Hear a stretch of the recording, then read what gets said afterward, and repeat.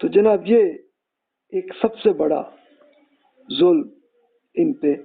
ہوتا تھا. لیکن چلیں اب وہ خواجہ سرا بھی ہوئے، لیکن آہستہ آہستہ وہ آزاد ہوتے، اور آہستہ آہستہ تو پھر جب وہ بادشاہوں کی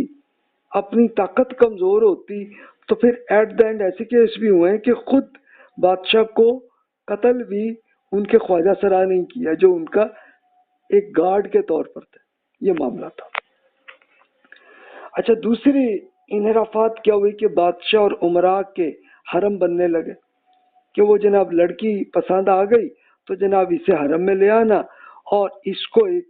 لونڈی کے سٹیٹس کے طور پر ہی رکھنا، اور اس سے بس بادشاہ یا شہزادے وہ ان سے ازدواجی تعلق کرنا. اچھا، پھر اس کے ساتھ ساتھ جو بھی بادشاہوں کے وزیر بنتے یا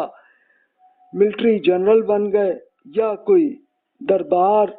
کے جو بھی اہم اور بڑے جو تاجر تھے انہوں نے بھی اپنے حرم بنانے لگے. اچھا، جو پہلے ہی غلام تھی ان کو خریدنا، یا پھر ایسے بھی پھر کیس ہوئے کہ بہت ساری کم سن بچیوں کو اغوا کر کے لونڈیاں کرنے لگے. اچھا، آپ کہیں بھی اس کے لیے پھر کیا کوئی پولیس یا ملٹری کچھ نہیں کرتی تھی؟ ایکچولی یہ تھا کہ اس زمانے میں اسپیشلی سفر کے دوران کوئی ملٹری اور پولیس نہیں ہوتی تھی. ملٹری اور پولیس ہوتی تھی تو وہ شہروں کے اندر ہی ہوتی تھی. لیکن اب سفر اگر کر رہے ہیں تو سفر کے اندر چلیں ٹھیک ہے، کچھ ایک قافلہ جا رہا ہے اس کے اندر کچھ گارڈ ہوتے تھے، لیکن ہوتا تھا کہ ایک ڈکیتی کے طور پہ بڑے بڑے ڈاکو اس پہ ایکشن کرتے. اب ظاہر ہے کہ اس میں اس گارڈ جو ہے وہ کتنے لوگ ہوتے ہوں گے، 40-50 بندے ہوتے ہوں گے، لیکن جو ڈاکو جو ہیں وہ زیادہ آتے تھے. اچھا، ڈاکو ہوتے کہاں تھے؟ وہ جنگلوں میں چھپے رہتے تھے. اور پھر اس کے بعد جو بھی خوبصورت بچیاں ہوتی ان کو پکڑ کے جناب لینا اور پھر لے جا کے پھر کہیں کسی امیر قسم کے کسی تاجر یا ملٹری کے جنرل کو یا شہزادے کو لے جا کے ایک تحفے کے طور پر دے دینا، یا خرید کر مطلب اس سے بڑا فنڈ اس طرح سے لے لینا. تو یہ ایک سلسلہ تھا، اور یہ صرف کوئی مسلم ممالک ہی نہیں بلکہ نان مسلم ممالک میں بھی یہ ایک سلسلہ ایسا ہی تھا. تو اس طرح سے پھر جناب حرم جو ہے ایسے اس میں کرنا، اور وہ پھر جناب ایک ان کی پھر لونڈیوں کی باقاعدہ تربیت کر کے حرم میں، اور پھر ان میں یہ سلسلہ جاری رہتا. تو اس میں مختلف بکس میں مختلف ٹائمز کی میں نے پھر جب یہ ریسرچ کی دیکھا تو یہی ان کی صورتحال ایسی جاری رہی.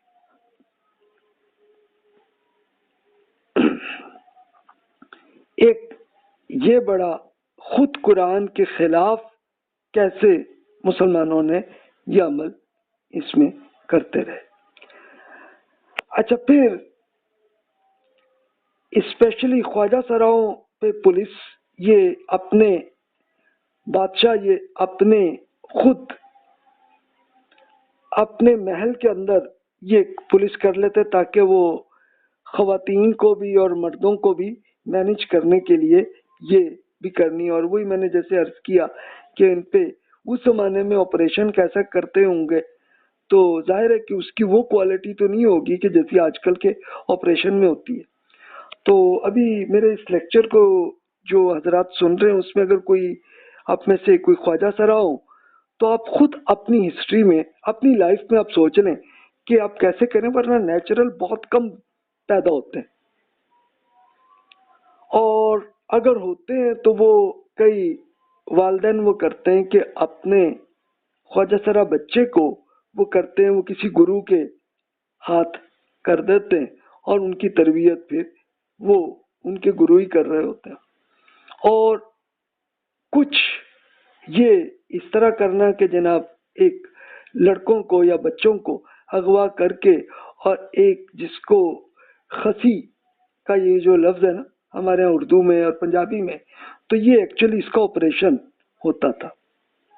اور اس کو رسول اللہ صلی اللہ علیہ وسلم نے بڑا سختی سے منع کیا تھا کہ یہ ایک حرام عمل ہے جو کرتے ہیں، لیکن لوگ بہرحال یہ کرتے رہے، اور وہ زیادہ تر ہونا یہی کہ وہ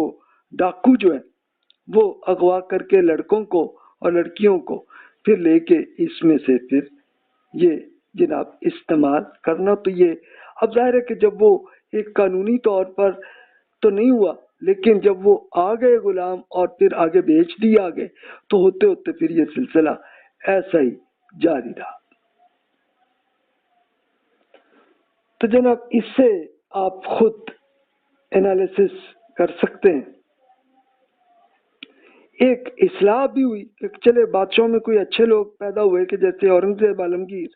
نے 1668 میں یہ کیا تھا، الہ آباد اور اودھ کے صوبے داروں اور فوجداروں کو یہ حکم دیا کہ ان افراد کو تلاش کریں جو بچوں کو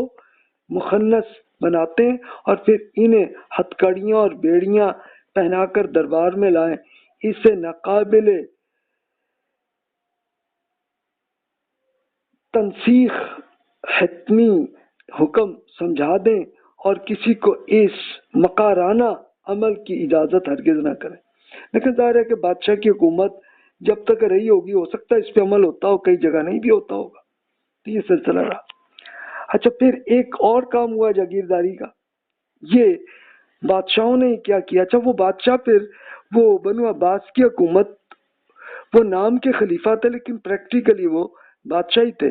اور پھر وہ خود کمزور ہو گئے، اتنی طاقت نہیں رہی، تو انہوں نے اپنے اپنے گورنرز کو کہا تم اپنے اپنے علاقے کے بادشاہ بن جاؤ، اور پھر وہ بادشاہ جو ہے وہ پھر اپنی فوج اپنی خود بناتے، اور اس کے اندر وہ ان کے آہستہ آہستہ پھر کیا ہونے لگا کہ وہ انہوں نے اپنی ملٹری کے لوگوں کو جاگیر دے دینی، اور جاگیردار پریکٹیکلی پھر کیا ہوا کہ وہ اب جو عام لوگ جو اس پوری زمین میں اس جاگیر کے اندر تھے تو وہ کھیتوں پہ کام کرتے، تو وہ پریکٹیکلی اسی جاگیردار کے غلام ہی ہوتے تھے۔ یعنی وہ ٹھیک ہے قانونی طور پر غلام نہیں ہوتے تھے وہ، لیکن ان کو استعمال ایسے کرنا کہ جناب جیسے وہ جاگیردار جیسے آرڈر دے رہا ہے تو بس جناب ویسے ہی اسی پہ عمل کرتا جائے۔ تو اس کو مخروطی تنظیم، ایک طرح کی ہائرارکیکل آرگنائزیشن ایسی اس کو بنا دینا کہ جاگیردار اس میں کرتے۔ اچھا، یہ ابھی تک انڈیا میں بھی ابھی تک ہے، موجود ہے، اور پاکستان میں بھی یہ ابھی تک موجود ہے۔ تو اسپیشلی آپ جاگیرداری جن جن علاقوں میں ہے تو آپ خود چلے جائیں اور وہاں کے جو بھی وہاں پہ ڈیرے میں جو لوگ کام کرتے ہیں تو ذرا ان کا ایک انٹرویو کر لیں تو آپ کو خود آ جائے گا۔ میں نے جا کے کیا اور دیکھا ان لوگوں کی، تو ان کی بیچاروں کی کوئی حیثیت نہیں، یہاں تک کہ ان کی ایجوکیشن تک بھی نہیں ہوتی۔ یعنی حکومت نے باقاعدہ کئی گاؤں میں، یہ اسپیشل سندھ اور بلوچستان میں آپ کو یہ نظر آئے گا کہ وہ انہوں نے حکومت نے اسکول بنائے، وہ بنے ہوئے ہیں لیکن پریکٹیکلی وہ اسکول نہیں چلتے، اور اگر چلتے بھی ہیں تو پھر وہ جاگیردار کے حکم کے مطابق ہی چل رہے ہوتے ہیں۔ اور کئی تو ایسے سرکاری اسکولوں میں باقاعدہ یہ بھی ہے کہ جاگیرداروں نے اپنی بھینسیں وہاں پہ لگائی ہوئی، یعنی وہ اسکول کام میں نہیں ہو رہا۔ تو اس طرح سے ہوا۔